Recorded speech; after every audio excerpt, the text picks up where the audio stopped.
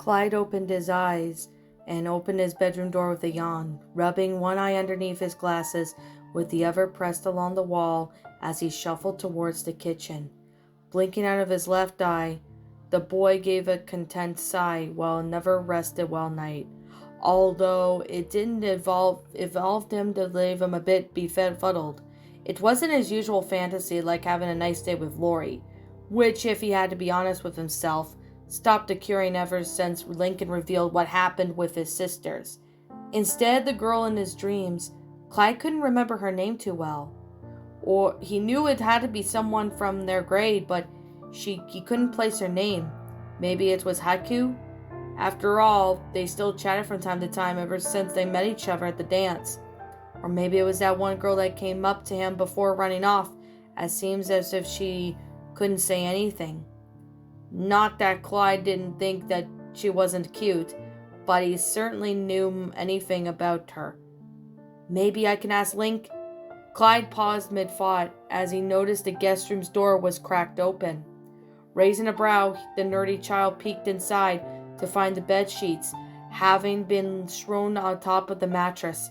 Okay, Lincoln didn't wake me up if he had another nightmare.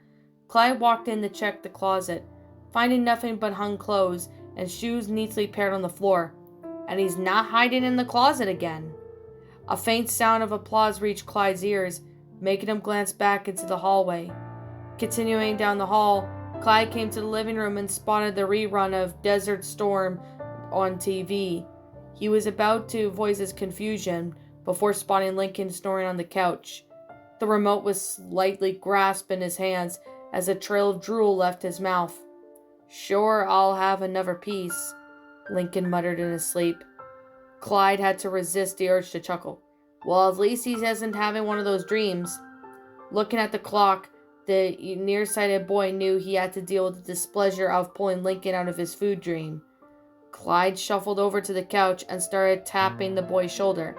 Hey, buddy, you gotta get up. Clyde then resisted, but of course Lincoln groaned and weakly shooed his hand away. Clyde was about to try something different when Cleopatra meowed her presence. Walking over from the kitchen, she brushed against her owner's legs, honestly, the boy smiled and gently stroked the back of her neck. He started to wonder where Neprutini was, but he figured that she was still asleep. The orange cat purred before noticing Lincoln on the couch. She walked over and jumped onto the seat, sniffling his cast arm for a few seconds. The lad was completely unaware of what was going on until he felt small weight pressing on his legs and chest, followed by something nuzzling and licking his face. Lincoln scrunched up his face a bit as he was pulled from whatever dream he currently had, one eye creaking open, just enough to see Clyde's pet nibbling on his cast. Lincoln smiled a bit before scratching Cleopatra behind her ears, to which the cat purred and licked his fingers. Oh man, I wish I had my camera, Clyde chuckled, making Lincoln open his eyes fully and stared at him. Guess you slept well last night. Lincoln smiled flattered a bit. Sort of. His voice trailed off.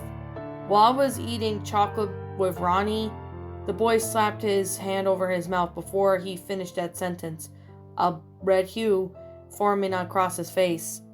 Lincoln gave a knowing smirk. Go on, he spoke in a teasing way.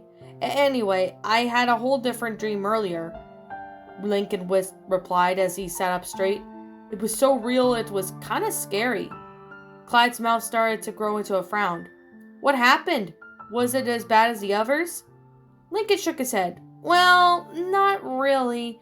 I'd say it was more... He paused, rattling his brain to find the proper phrase. More like both sides nearly dealt with each other in. Dealt each other in? Clyde repeated, growing back even a bit more confused.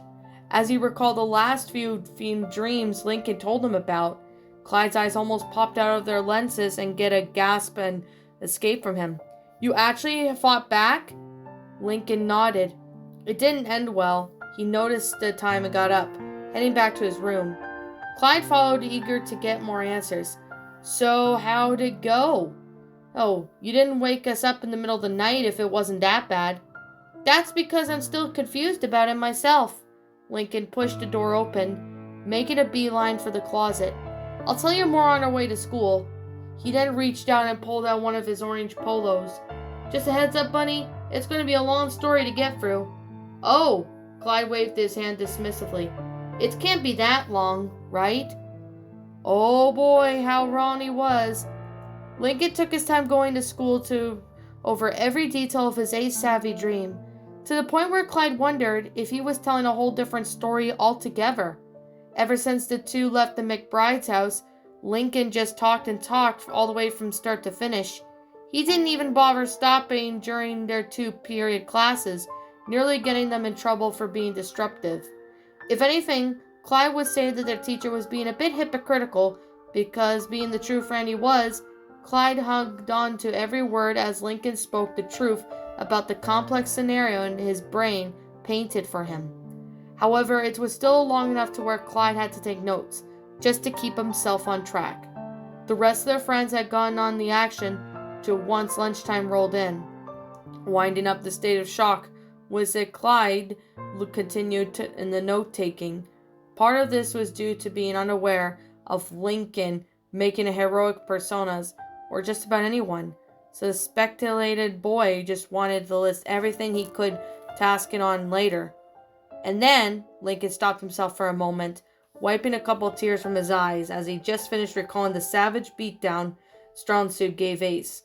The whole place started to catching fire because the bombs fell from Mad Bomber's backpack had went off.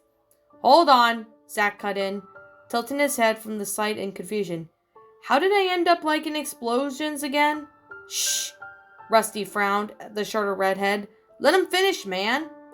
No one said anything after, which Lincoln took a sign as it to continue. At that point, everyone just stopped fighting each other and focused on making sure we made it out alive. And at that point, the loud grimaced a bit. It was easy to tell just how bad both teams were damaged to each other. Lori was shot multiple times. Ronnie Ann looked in crestfallen. Lenny was unconscious. Zach winced a bit. Luna and Luann weren't too bad, but they had to help Lori and Lenny escape since they couldn't do it on their own.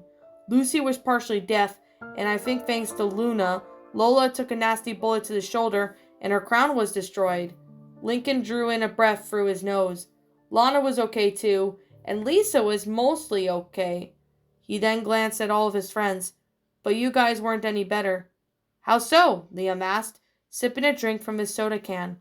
Well, for starters, Lincoln pointed at both Liam and Clyde. You guys were practically getting your butts handed to you by Luna. He then pointed at Rusty. Luann finally caught up to you, but I guess she didn't hurt you too much. Rusty gave a slight chortle. Guess my charms managed to sweet-talk her. Everyone else looked amongst each other before shaking their heads, with Liam making a deadpan look before slapping his palm against his face, in annoyance as Lincoln, looking a bit squeamish at that image, was just put into his head. Of course, it took a couple of minutes before the lad managed to get his thoughts together. Upon pointing to Ronnie Ann, she spoke for him. I really know what I had the worst of you. You already look like Crystal, or whatever done to my leg and hand. The tomboy nervously rubbed her chin with one part of her feet. And what about you, though, for that matter? Lynn and who else? All right, Lily didn't get too much hurt when she fought Lisa. As for me and Lynn, Lincoln bit his lip, and the others sitting at the edge of their seats in anticipation. She was carrying me towards the exit. I thought that... The boy swallowed a little, his eyes starting to redden a little as he remembered one important detail he accidentally left out. I thought after she beat me down she was going to kill me and make my dream end just like all the others. The boy sniffled a bit. I begged her not to do it since I realized above everything she said it was true. A couple more tears slid down his face. A few of his friends opened their mouths to voice their opinions, but Lincoln continued. I thought I should have stood up for what I believed was right, and nearly killed everyone for it. Lincoln took a second to clean his face again. But then she just let me go, and watched me lie there on the floor when the whole factory was catching fire. I don't know what was going through her mind, but she just picked me up and started running towards the loading area. Everyone else thought we had died, but Lily was the first to notice us. Lincoln twiddled a bit with the fork of his hand. Lynn took a lot of burns trying to keep me safe, but I woke up when the part of the ceiling started to come down on us, so I don't even know if we really made it. Everyone turned their attention to Clyde, who tapped his chin with his pen. Do you think this had anything to do with what happened yesterday? The Loud gave a light shrug. Maybe. I mean, Lynn left me thinking about the whole lot of things. I was just thinking that maybe we could... He gave a short pause, somewhat unable to believe what he was about to say. Approach her as a group, so I could talk to her. But after last night, I'm not certain if that's a good idea. So, I think I just have a talk with her alone. Liam gave an uneasy look at the Loud. You sure that's a good idea? You just said that she beat you in the head when she managed to corner ya. She did. Lincoln lightly tossed the plastic fork in the tray. But she also tried to save us both instead of leaving me behind. Did you ask Dr. Lopez if she could arrange a meeting between you guys? Clyde asked. The Loud gave a quick nod. That's my backup plan if this one does not work. You know if we're gonna have your back no matter what you do, right? Ronaldo chimed in. To which the boys voiced their own approval. Besides, if you need to decide to go solo, we can still hide around nearby. True, but I don't want to risk her being nervous. She's made you nervous for just being around you, the tomboy shrugged, taking a bite out of her sub. So I'd say you both be even. Speaking of which, are you gonna get that? Rusty pointed at Lincoln's cast. Removed anytime soon? Lincoln moved his elbow a bit. While it still felt somewhat sore, there was nothing compared to the sheer pain he experienced when it was first broken. Now that he thought about it, the Loud recalled that he hadn't been able to take any pain medicine for almost 2 weeks now. The doctor said it could take months, but there was a chance that he may have been exaggerating. Lincoln knew Lynn broke parts of her arm, including the elbow and the irregular basis, yet she was still supposed to wear a cast and a brace for a few weeks, could be cut down to 8 or 7 days at best. Who knows? Maybe Lynn just had some weird healing factor that Lincoln read about in his comics. Still, he ought to ask his doctor when his cast will come off. It felt like he was carrying dead weight with his arm bent in the same position for 14 straight. Last time I checked the hospital, they said I have to wear it for a couple of weeks, so I guess it might be time to dump it, since I don't really feel much pain or anything on the elbow.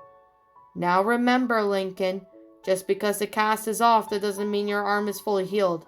Remember the time I sprained my wrist and I have to have it in a brace for a week? Clyde told them, to which the white-haired boy nodded. Clyde massaged the spot near the middle of his arm. I could still twist it all the way around without feeling something aching. Lincoln raised a brow. But that was months ago. At the same point, you'll likely have a dud elbow longer than you think. Way to crush the dreams, McBride, Ronaldo half joked, very familiar with her own list of injuries. Pshaw, that's nothing. Remember the time my face got kicked by Ma's goat because I accidentally sat on its tail too hard? Liam rubbed his nose. That darn thing's still aching and fierce if someone ever tries to twist it. Zach stifled a laugh. Really? He reached over and grabbed the bridge of Liam's nose, giving it a light twist to the left. The farm boy gritted his teeth as not-so-dull ache coursed through his face before he slapped the redhead's hand away. Pretty soon the table came to life with the group, discussing about what kind of injuries they had attained from stupid stunts or pure accidents. Lincoln couldn't even stop this little smile that appeared on his lips. So far, Ronnie Ann and Clyde were beating up each other with the skateboard stunts gone wrong and the conventional accidents respectively. Lincoln himself thought that he might triumph all of them with numerous accidents that he had to deal with, not even counting the bodily harm that endured that most of his sisters did a little over a month ago. However, he decided not to dwell on that and let his friends share their own tales. It felt nice to have their odd competitions like these once in a while. Still, it did seem like the calm, sinking feeling Lincoln had in his stomach, along with the moderate chill creeping up his spine.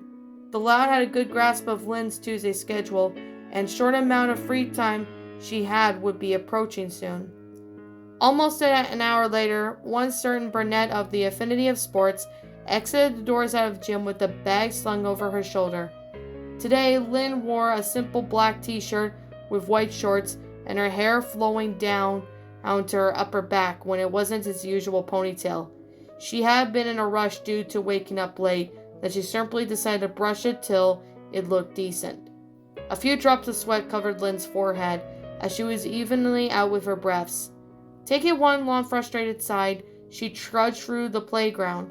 Running a couple of laps around the gym was usually trivial for someone like her, especially when you can overlap the class more than 3 times.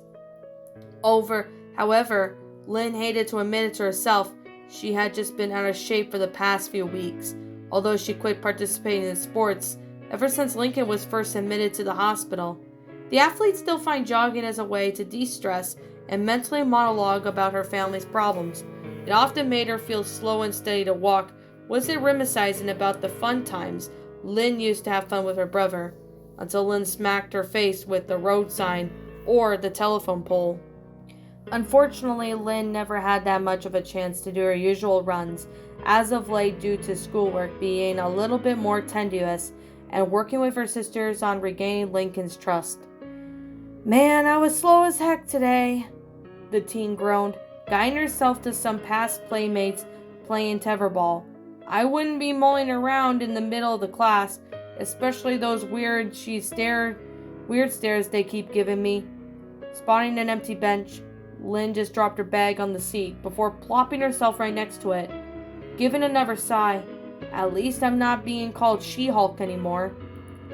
While somewhat with a reference to the character, Lynn knew that the same grade were targeting her for her temperament and strength. Polly Payne used it before promptly ending her relationship with Lynn, and the name stuck around for a couple of weeks. It noticeably died down when Lincoln came back to school, but Lynn couldn't tell whether it was because of that or everyone else finally grew the brains to stop caring. Either way, it was a stroke of goodwill, since Lynn thought that she'd doubt to give a few hecklers for a reason to hulk out. The brunette unzipped her bag, pulling out a meatball sub wrapped in foil. Pretty easy, since there were some meatballs left after dinner.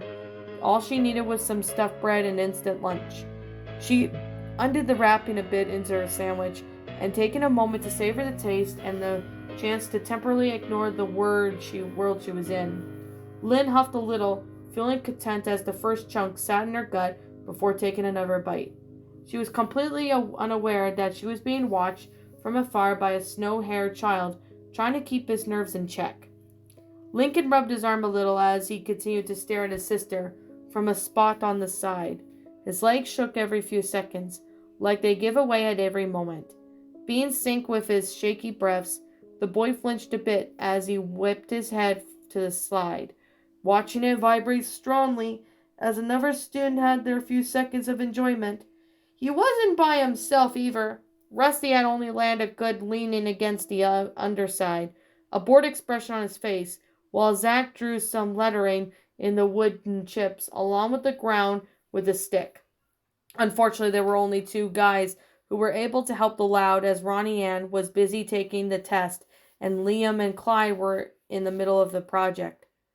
"So, not to rush you or anything, man," Rusty spoke as he rubbed some dirt off his fingers, "but are you going to go and talk with her? We've been standing here for like 5 minutes, and I don't think Miss J is going to buy the whole bathroom excuse this time." "I'm working on it," Lincoln stuttered, shifting on the spot. "Dang it, I thought this would be easy," he muttered to himself. "Well, why didn't we think we're here?" The tall redhead smirked. Standing up straight, he started to walk out from their hiding spot. "I'll just go and introduce us then." He was then cut short when Lincoln grabbed his back of his shirt and yanked him. "Oh, no, you're not," Lincoln said sternly. Rusty glared at the Loud. "Come on, Lincoln. We've agreed to come and help you with this since everyone else is busy. But we can't just stay out here for too long. I don't want to get another detention slip for nothing." I know, Lincoln sighed. "I want to try and do something. But whenever I see my sisters, I just freeze up, okay?" The Loud looked around towards Lynn, who was halfway done with her sandwich. I don't know if she's gonna hurt me again, if something in my dreams might actually come true, or she didn't do anything yesterday, so why would she now? Zach pointed out. Yeah, and you said she saved you in your dreams, Rusty added. And if so, she isn't doing anything besides sitting there. You can at least walk up to her and say hi, right? Zach raised a brow. It'll be short, but ain't like you can't talk to her later. Besides, you might even get used to having her being around again by playing the short game. Lincoln stayed silent as he contemplated on this. He was too focused on trying to get answers to his dreams that he was actually really going on with his sisters. That he didn't even consider it a simple greeting. If he could sit near Lynn for 15 minutes, surely it wouldn't hurt to say hi for 2 seconds. Then again, Lincoln thought to himself, as his lips curled into a frown. Knowing my sisters, nothing is simple with them. They'll always want something, he recalled. Yesterday's surprise visit once more, watching Lynn formed a glare and stared, waving at the hand of another pattern around her lunch, likely swatting a fly. Or maybe I don't really know my sisters at all. Lynn still has her hair down. Kind of messy too. And I haven't seen my other 4 sisters in weeks. Lincoln furrowed his brows. Now that I think about it, Lori hadn't texted me since the last message I sent. Lincoln took a deep breath, calm breath, and exhaled slowly. This is really something I'll have to do on my own. I won't always have my friends to help me, even if they say they will. Maybe my sisters just weren't thinking straight. He then stared around the ground in sadness, like I wasn't the day when I was babbling those dumb secrets, and the events of those last dream filled his mind. I don't want to drag them into another bad situation. That would make me feel even more worse. The lad was pulled from his thoughts when someone tapped his shoulder. He raised a brow at Rusty. You okay, dude? You were like spacing out for us out there. Yeah, Lincoln nodded. He allowed himself a short pause before continuing. This might sound awkward, but why don't you guys head back to class? I'll handle this myself.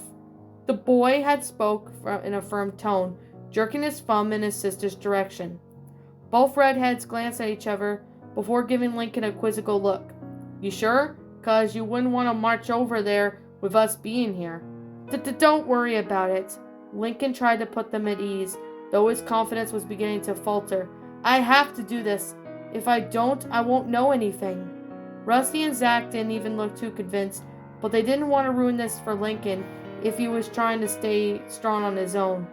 We'll try and keep you covered from Miss J. No promises, though, Rusty stated before they left. Call us if you need backup, Zach shouted, as his voice was getting a bit distorted from the ambient noise of the playground. Lincoln watched his friends as the potential backup run back into the building for a few seconds before redirecting his attention to his sporty sister. Lynn munched over the last piece of sandwich, whilst balling up the foil and tossing it into a nearby trash can. Without leaving her seat, it landed almost dead center of the opening. Fearing that he may lose his chance, Lincoln pierced his lips to a thin line before coming out into the sunlight. Okay, Lincoln, you can do this, he muttered to himself. All you gotta do is walk up to her and say hi, not to let it drag you on for too long. The confidence he had faltered a bit, that was his last sentence. Nonetheless, the loud boy curled his hand into a fist. He narrowed his eyes slightly in the show of determination, and with a steady breath, he stared even at the pace towards the athlete. Brushing some of the older students, Lincoln was a bit relieved of that Lynn hadn't moved from her spot yet. While she still had her eyes glued to her phone, he was certain that if she had happened to look up, she would definitely have been spotted. Sometimes he hated how much that this air had made him stand out, unless it was winter. Okay, so far so good, she hasn't noticed me yet, but that shouldn't be a problem. The 11-year-old spoke awkwardly as he got within 15 yards of Lynn's bench. He noticed there was a lack of people sitting between his occupied sister. A few beads of sweat formed on his face, and he stepped into no man's land. Okay, there's no one to cover for me right now, but it shouldn't be too bad, right? Lincoln's breath started to become even more uneven as he got closer, slowing himself to a shuffle as he continued on. He could feel his heart begin to beat faster as the distance closed. His legs were becoming a bit wobbly as the boy found it hard to contain the shivers coursing through his body. Lynn suddenly looked to her left, making Lincoln freeze like a deer caught in headlights. He saw her lips move into a small smile as she greeted someone, which made Lincoln feel a little confused. Upon seeing Lynn's gaze, the boy felt as his heart dropped down to his stomach, his eyes becoming the size of dinner plates, while his pupils shrank. Luann walked up to Lynn as she returned their greeting, taking a seat next to her younger sister. She was dressed in her usual blouse, minus the joke flower. Unlike last time, Lincoln saw her, the comedian, had fixed her hair in its usual style.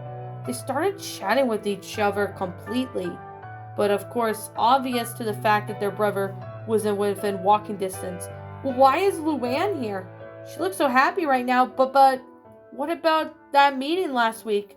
Did Lynn call her here?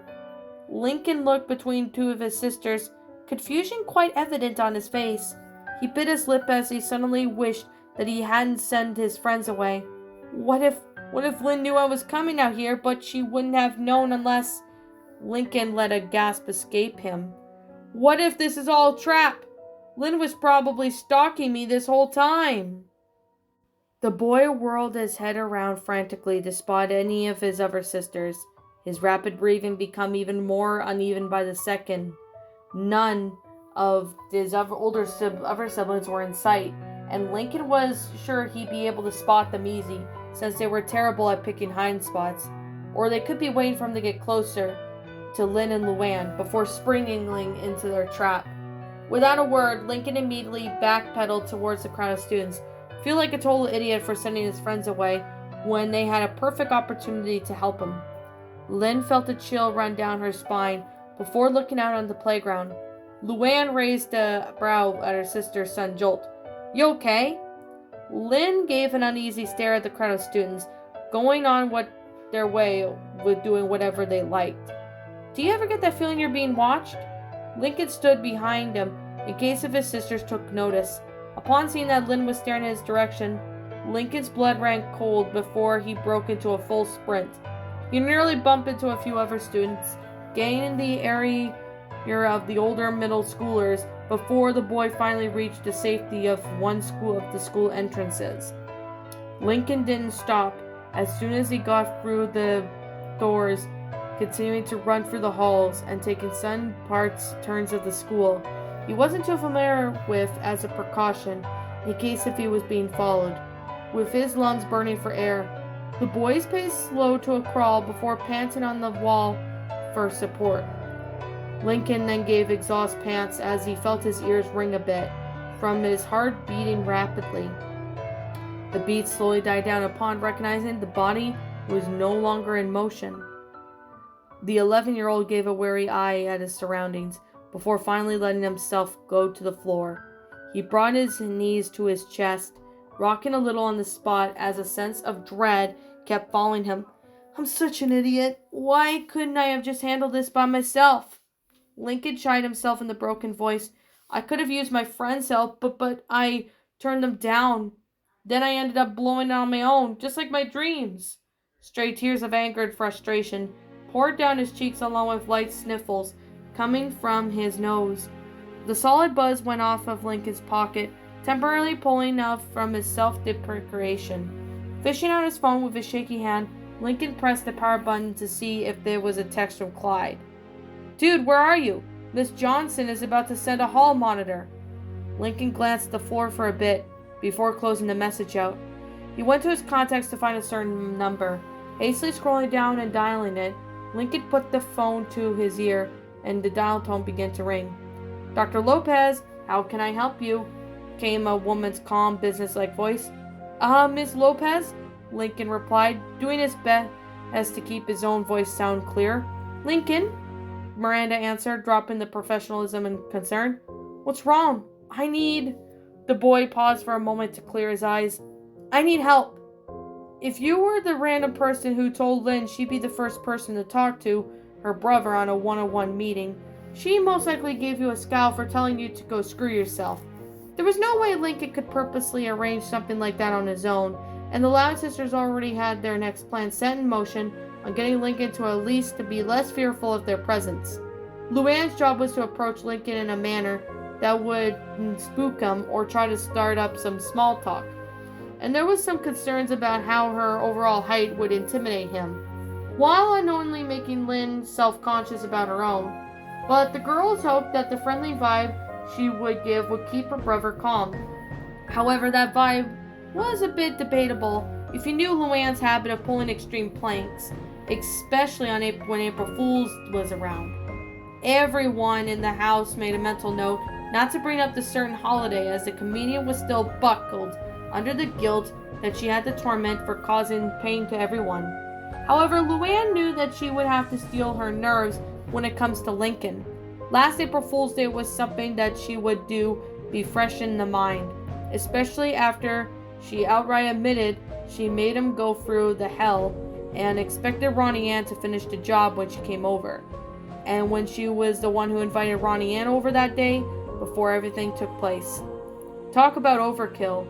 And Luann was certain that if Lincoln wasn't so terrified of her right now, he most definitely hated her for using his feelings for Ronnie Ann as a trap of her own enjoyment.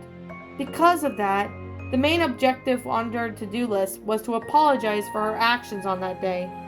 Unfortunately, everything was thrown out of focus that Tuesday afternoon when the parents got an interesting call from Dr. Lopez.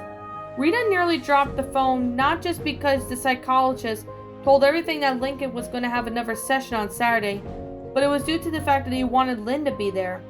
Both parents were uncertain about the news, wondering if she was referring to the Pardarch, yet Miranda confirmed that she was talking about their athletic daughter. Their first reaction after hearing it, Lynn had to be given the helmet maneuver due to her choking portion of the turkey loaf. Second, and straight from the Storm Prediction Center, was the hurricane questions of everyone had to ask the doctor. Unfortunately for them, Miranda didn't give any indication about knowing what would happen, but gave some hope that would be a little heart-to-heart, putting parents at ease. They didn't pry any further, but the girls weren't that easy to estate. Henceforth, the current sister meeting, the only sibling not present was Lily, as it was too late for her to be awake. Okay, this is just unexpected viable in our plan, but it shouldn't be too much of a challenge to pass. Lisa spoke calmly while writing up some notes in her book. What do you mean unexpected? How did you not see this coming? Lynn shouted at the 4-year-old. Chill a bit, sis. Luna put a hand on Lynn's shoulder. Wasn't like most of us expected this plan to work anyways. You totes could say it worked a little too well, Lenny added. Well, Lynn, it looks like you're up to bat again. Luann half joked as she ruffled her sister's hair, only for the shorter girl to smack it away after a few seconds. Why is it always me, though? Why can't Luann go next? Lynn whined as she jerked her thumb towards the comedian. I thought you were the one who can handle anything under the pressure. Lori piped up with a slight smirk on her face. The athletic cast a glare at her oldest siblings. That's with sports. This isn't sports. This is our brother's life on the line here. Trust me, Lynn, Luann started, a neutral look on her face. If you think that having a hard time dealing with Lincoln, you don't want to know that I have to fess up too. Well, you mean pranking him till next Thursday? Lynn replied, giving the tall 14-year-old a half-idled stare. Pretty sure all of us went through that knowing you. Luann gave a solemn look. Yeah, a hint of guilt was evident in her tone. But during this past April Fool's Day, Lincoln got more of his fair share of pranking. The comedian winced a little as that image, partially shaved and missing eyebrow, Lincoln came to mind. Way more. A few of the girls raised a brow, prompting to look around amongst each other for an answer. Did it have to do anything with the fact that our rooms were trashed? Lola asked in somewhat of a threatening tone. Wait, Lincoln came back an hour after we found Lenny, and he looked okay, aside from being mad at Luann, that is, and he wasn't covered in blue paint, Lucy stated, staring in Luann's direction. The comedian gave a sheepish smile as a couple of beads of sweat formed on her head. Knowing her sisters as well as to know what this was going on, Lori pinched the bridge of her nose between her eyes, gave a slight groan. All right, she gave the authoritative stare with her seventh youngest sibling. What did she do? Luann gave a guilt-ridden frown. She could have known to come clean eventually, but at the same time, she also did want to avoid drawing any more eerie attention from her siblings. Actually, Luann knew her very well that she wound up doing that just at that very moment. It was a lose situation. I lured him out of his room by telling him Ronnie Ann he loved the holiday, so I invited her over. He sprung all the traps in the house so that she wouldn't get pranked, and then I gloated to his face by telling him I was the one who sent him the massive pranking, then expected Ronnie Ann to finish it off with a pie to his face. The quick glance around, as she could see all the disapproving stares from her siblings, and the sad part is, Luann wasn't finished. He had a few bruises and shaved head, bite marks, and his foot was stuck in a bucket by the end of it all. It was so silent in the room that you could hear Mr. Grouse tending to his garden outside. That is, until Lola lunged at Luann, pressed her tiny hands against her windpipe. Have you lost your mind, woman? Did you ever know how much Lincoln could have lost because of you? The 6-year-old screeched a bit, while shaking the comedian's hand rapidly. Certainly I wasn't, Luann choked out, as her face started to turn blue. Lenny quickly grabbed Lola by the shirt and tore her off the brunette. The 6-year-old was quick to escape her grasp and would have resumed strangling if she wasn't tackled to the floor by her twin, with Lynn assisting her. Time out, Lola. There's no excuse of that force, Lynn ordered, as if she was a referee. Excessive? I'll show you excessive, the princess yelled, Wizard clawing at the air in front of Luann, whose face was turning back to its usual color as she was gasping for air. The comedian rapidly crawled backwards until she was pressed up against Lori's bed, shuddering every few seconds. Who knew a 6-year-old could be so terrifying? Guess we knew what sort of job that makes the sibling referring to. Lisa piped up with her usual tone, although she was squinting her eyes at Luann as if she was personally offended. So Lincoln set off all those pranks just to protect Ronnie Ann? Lenny asked out loud. She put her hands at the cheek as if a smile had formed on her lips. Oh my god, that is so adorable! Lola's got a point, Lou. What did you miss was being so real and low even for you, Luna said, shaking her in disbelief. Lenny dropped her smile when it didn't seem clear that no one else shared her statements. I know. Luann brought her knees to her chest. I only thought about I could drag Lincoln out of his room, since it was the place I hadn't set up pranks. I got too focused on the fact that I knew he was going to get prank-free day, rubbed it in my face, that I just... She knitted her brows in frustration. I just had to do something, okay? A few hot tears left her eyes. So go ahead and say I'm the worst sister ever. I'm already sure Lincoln would already hate me if he wasn't scared of us right now. No one spoke for a few moments after that statement, including Lola, who stopped struggling enough to be let up off the floor. She still kept her glare trained on the comedian, and Lana gave a gentle yet firm grip on her wrist in case if she decided to ever pounce again. He might, Lori started, getting everyone's attention. But didn't he hate you for it after? Or he did, but didn't show it. She sat on her bed. I don't know to understand is if Link and wants to pretend you don't exist for 3 whole weeks, then the only answer he would give me was it was none of my business. Luann shook her head. Did you even ask Ronnie Ann? Lynn chimed in. Wait, she quickly added the thought of the question over. Nah, she really acted like she liked Lincoln just to ignore you. Maybe worse, for bringing her into it. So where did Lincoln go after you gloated? Lori pressed, wanting to end this mystery. After Ronnie Ann gave me my just desserts, she took Lincoln out of the house and just mentioned drawing new eyebrows on his face and a milkshake, so I'm going to assume her house. Luann leaned her head back so she could look up at Lori. But Why are you guys just hearing about it now? I thought Lincoln would have babbled about it at some point before.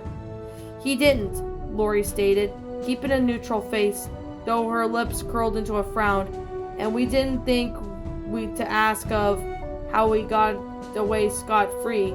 We just assumed he managed to undo your pranks without getting caught, not actually springing them on himself. Luann gave an unamused stare at the oldest sibling. I hardly believe Lincoln's room is just soundproof, with all those noises going on in this house. You're right, it shouldn't. But, Lisa stated, flipping the page of her notebook before jamming a finger into one particular page. Which is why last week I decided to inspect the thickness of Lincoln's door, along with the amount if the insulation is in the walls. Hold on, if the walls are so hard to hear though, why haven't those earbuds then? Lola looked hatily at Lisa, still working off some rage. Maybe because we keep opening the door? Lana spoke, as the obvious answer was in the world. Lola was about to launch a rant at her twin, but Lisa was quick to cut her off. That is factual, but after comparing the measurements from Lincoln's room to ours and the parents', I have found the closet door made of a different wooden material, that's substantial thickness to block out any sounds under a moderate level. Added to that, there is an odd ratio in the amount of insulation spread out throughout the house, which I believe Mother and Father should really definitely get in touch with the home contractor and inquire about it.